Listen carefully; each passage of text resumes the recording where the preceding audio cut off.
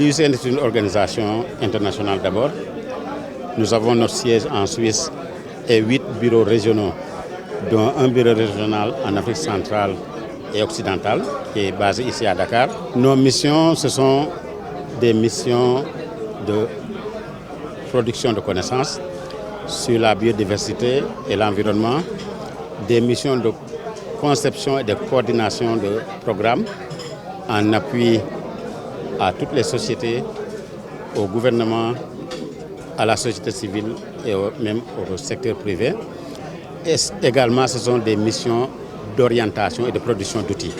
Nous produisons des outils pour la gestion durable des ressources naturelles, la gestion durable et le maintien de la biodiversité et de l'environnement d'une manière générale.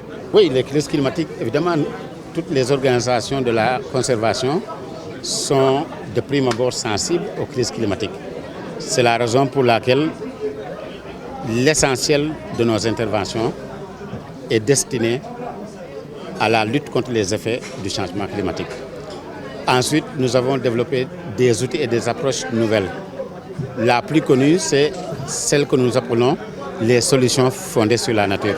Cela veut dire que le climat est changeant, la nature change certes, mais elle connaît en son sein, elle engendre des dynamiques que nous pouvons utiliser pour lutter contre les effets du changement climatique, lutter contre les effets de la dégradation, de la perte de diversité et de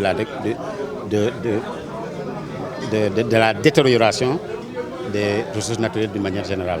Donc les crises climatiques constituent quelque chose d'important.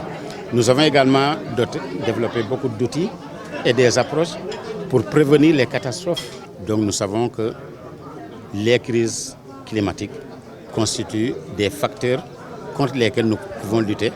Un, en utilisant la nature elle-même. L'UICN, comme son intitulé, Union internationale pour la conservation de la nature.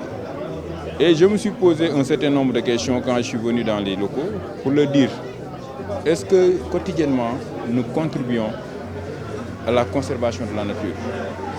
De par nos actes quotidiens, de par nos manières de vivre, de par nos manières de consommer, est-ce que nous contribuons à la conservation de notre nature? Et je pense que c'est des réflexions qui sont là.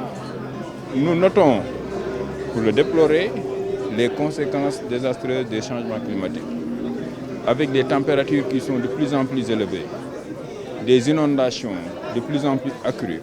Aujourd'hui, nous sommes pratiquement à la fin du mois d'octobre.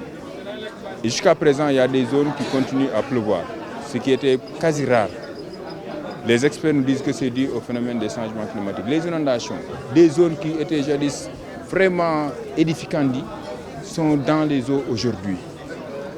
Des forêts qui disparaissent, des espèces fauniques qui disparaissent. Et aujourd'hui, nous tous, nous croisons les bras, nous nous lamentons pour dire qu'il fait chaud, mais peut-être qu'on ne se pose pas les questions pourquoi il fait chaud et qu'est-ce que nous devons faire pour atténuer.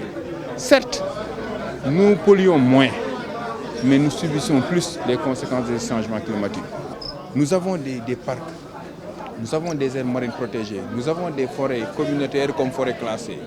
Aujourd'hui, qu'est-ce que l'UICN peut faire pour accompagner l'État du Sénégal dans le cadre de l'élaboration de projets d'envergure qui vont mobiliser énormément de ressources pour renforcer, restaurer notre écosystème, mais conserver aussi notre écosystème pour les zones où jusqu'à présent nous disposons de ressources.